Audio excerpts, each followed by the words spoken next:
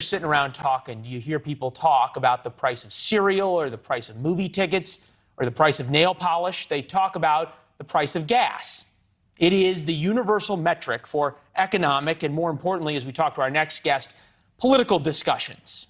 Why is that? KRISTEN SOLTIS Anderson will have the answer. She's an expert in political polling, especially when it comes to how pocketbook issues affect voters.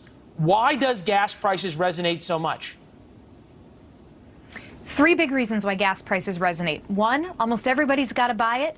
Two, it feeds into the prices of everything else you're buying. You know, when you go to buy that cereal, when you go to buy that milk, it had to get to the store somehow. Gas is a part of that. It gets baked into everything you buy. But the third big reason is it's one of the few things we buy where the price is on the building. You pull up to a gas station, and even on days when you're not buying gas, you can drive by those stations, see what that price is, and go, that seems higher than it was last week. And so that's why, for so many people, the price of gas is not just a big piece of their family budget, but a sort of subconscious indicator to them of how's the economy going? How far can my paycheck get me? Fascinating. We said you'd have the answer, and you do.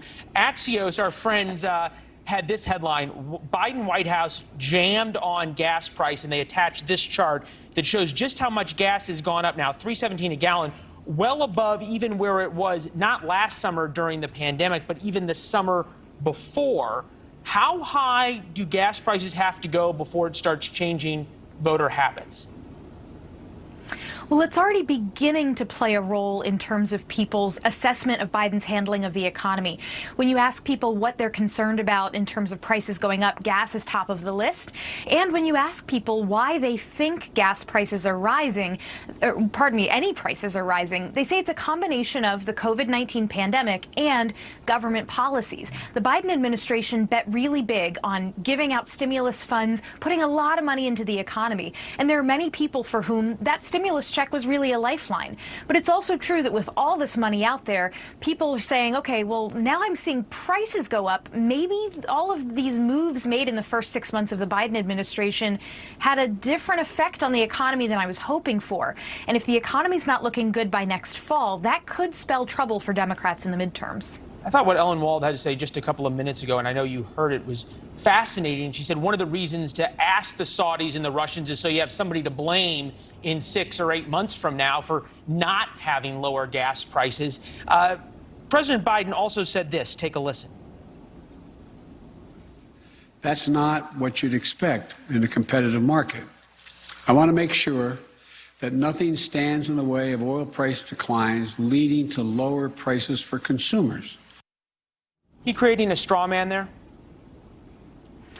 Well, he's in a really sticky situation on this because on the one hand, he's got conservatives who are going to criticize him no matter what, and with some reason, again, for all of those policies that your previous guest talked about that have caused the U.S. to produce less energy at home. It's made us a little less energy independent so long as we're depending on those fossil fuels. But he's also got his progressive side of his party that's going to push back on him and say, wait a minute, you're asking for more extraction of fossil fuels from the ground? We want prices to be going up on this because we want people to be looking for alternatives, to stop filling up their cars much, to move on to green energy. So by putting himself in this position where he's asking for other countries to step in and fill in the gap in oil production that we need, he's in some ways certainly not making any Republicans happy, but he's also upsetting pieces of his own party as well.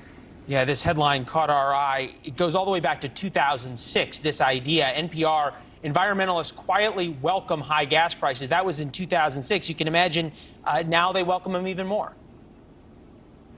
And imagine what was going on back in 2006. You had the Bush administration that had made moves toward tapping into our country's strategic petroleum reserves. This is something presidents do from time to time. We've got a lot of oil sitting on the sidelines in case of emergencies, but sometimes presidents will tap into it if gas prices get too high because they say it's in our national interest for these prices to be lower, for airline tickets to be lower, everything that gas goes into.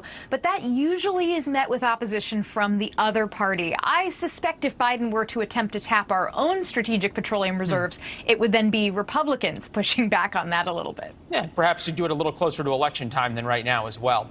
KRISTEN SOLTIS Anderson, as always, excellent, concise, thoughtful. Good to see you. Good to see you, Leland.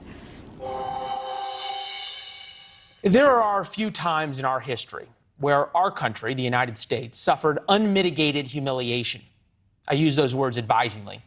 2 times come to mind. Both involve U.S. embassies in Tehran in 1979 and Saigon in 1975. We're going to remind you a little bit more about those events in just a minute, but it informs why today's news of 3,000 U.S. troops heading back to Afghanistan is so important. Let me repeat that. 3,000 U.S. troops are heading back to Afghanistan. Remember,